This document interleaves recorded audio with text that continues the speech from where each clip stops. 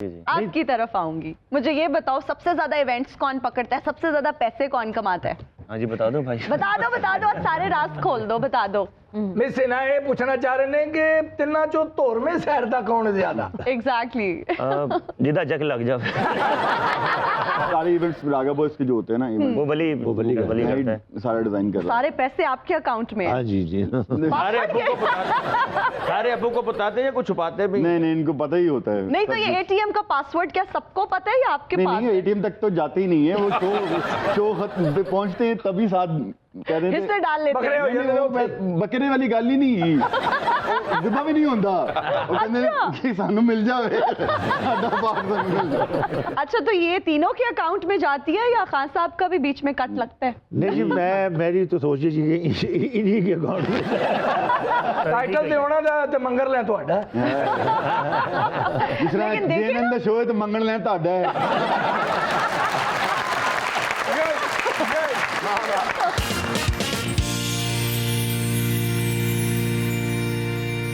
और हम हाजिर हैं ब्रेक के बाद।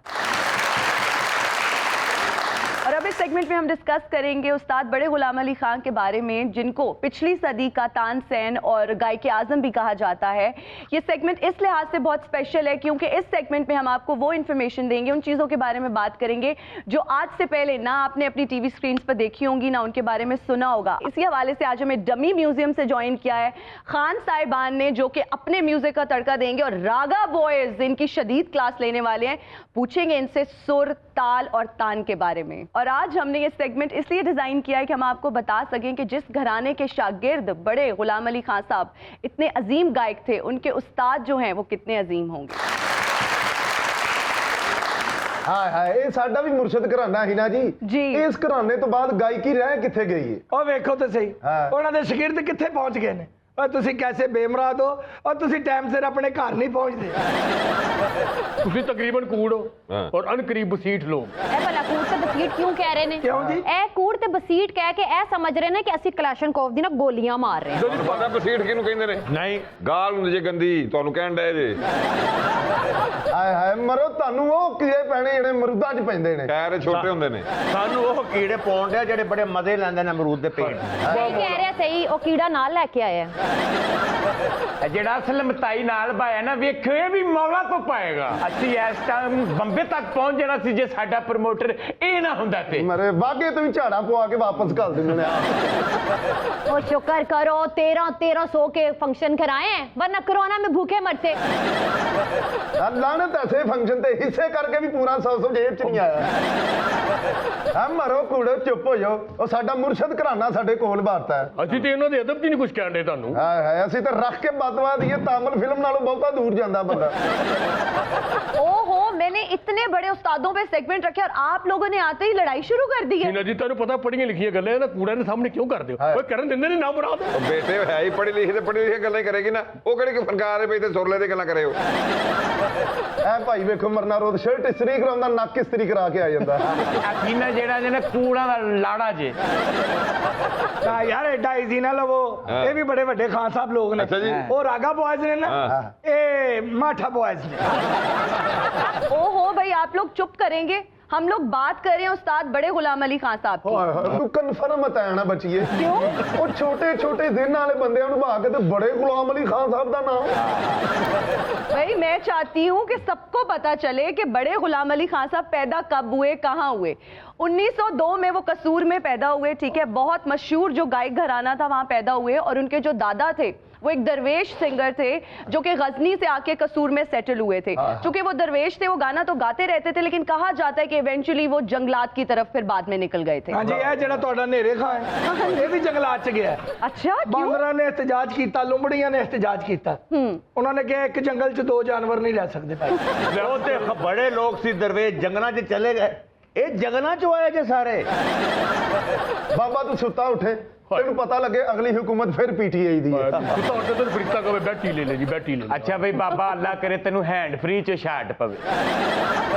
तकसीम हिंद से पहले बड़े गुलाम अली खान साहब को जगत उस्ताद और महान गायक माना जाता था और चूंकि उनको लाहौर से बहुत मोहब्बत थी इसलिए वो पाकिस्तान में ही रहे, लेकिन इंडिया से जो इंडिया के लोग थे, जो इंडिया की अशराफिया थी, वो चाहती थी कि बड़े गुलाम अली खान साहब वहाँ चले जाएं। एक और इसी हवाले से बड़ा एक इंटरेस्टिंग इंसिडेंट है, मैं जो चाहूँगी कि आप लोगों से भी शेयर करूँ ताकि आप लोगों को पता चले कि बड़े गुलाम अली खान साहब इंडिया क्यों गए। एक दफ़ा हुआ यूँ कि वो रेडियो पाकिस्तान लाहौर में एक ब्यूरोक्रेट थे, एक मैनेजर थे, उनके ऑफिस में चले गए जिनका नाम था ज़ेड बुखारी साहब, और बग़ैर इजाज़त के उनके कमरे में चले गए। तो ये बात उनको बहुत बुरी लगी ज़ेड बुखारी साहब को और उन्होंने थोड़ा सा वो रूड हो गए और उन्होंने कहा कि ये इजाज़त के बगैर अंदर किस तरह से आ गए हैं। वहाँ पर उस्ताद बड़े गुलाम अली खान साहब ने एक बहुत तारीखी जुमला कहा कि आप जैसे BA पास तो बहुत हैं, लेकिन मेरे जैसा बड़ा और महान गुलकार जो है वो दोनों मुल्कों में सिर्फ एक ही है। उस्ताद बड़े गुलाम अली खान साहब बाहर आके बैठ गए कि जो आर्ग्यूमेंट हुआ है थोड़ी देर में शायद इसकी सेटलमेंट हो जाए। इतनी ही देर में उन्होंने सुना कि ज़ेड बुखारी साहब ने कुछ ऐसे नाजेबा जुमले इस्तेमाल किए उनके बारे में, जो कि सुनते ही उन्होंने ये फैसला कर लिया कि वो इंडिया वापस चले जाएं, क्योंकि हिंदुस्तान से उनकी जो अशराफिया है वो उनको बुला रही थी और उनकी मुंतजिर थी। और इस वाकया के बाद वो बहरी रास्ते से कराची से बॉम्बे चले गए और इंडिया पहुंचे तो उनको बहुत वार्म तरीके से वेलकम किया गया और वहां पे वो सेटल हो गए। बड़े गुलाम अली खान साहब को ना सिर्फ इंडियन शहरियत दी गई, उनको और भी बहुत सारे पर्क्स से नवाजा गया, बल्कि इसके साथ साथ मालाबार हिल्स में उनको एक बहुत जबरदस्त बंगला भी दिया गया। जी जी बिल्कुल, हिना जहाँ पे लता जी भी वहीं पे रहती थी। हाँ जी, मालाबार हिल में। हिना जी, इन जाहिलों को ये भी बताएं कि गांधी जी ने जब आजादी के बाद पहली तकरीर की थी तो उससे पहले किसे गवाया गया था? निर्मल, ये भी एक बड़ा तारीखी वाकया है। गांधी जी की तकरीर से पहले उस्ताद बड़े गुलाम अली खान साहब ने भजन गाने थे, लेकिन किसी रीजन की वजह से वो लेट हो गए और जब गांधी जी ने देखा कि बड़े गुलाम अली खान साहब जो है वो लेट आने की वजह से थोड़े से शर्मिंदा है, तो उन्होंने उनका मूड अच्छा करने के लिए लाइटर नोट पे एक बात की कि मैं बहुत कमजोर हूँ, आप बहुत ताकतवर है, मैं तो आपसे लड़ भी नहीं सकता। तो आपको ये नहीं पता हमारे इमरान खान जी ने धरने से पहले किस किस से गाना गवाया, ये याद नहीं आपको? ਬਾਬਾ ਜੀ ਤੁਹਾਡੇ ਵਰਗਾ ਬੰਦਾ ਨਾ 12 ਵਜੇ ਤੋਂ ਬਾਅਦ ਅੰਦਰੋਂ ਕੁੰਡੀ ਲਾ ਕੇ ਕੱਲਾ ਹੀ ਨੱਚਦਾ ਹੁੰਦਾ ते मेरे वर्गे ना आज तेरे वर्गे खिड़की जो फिर भी देखना है।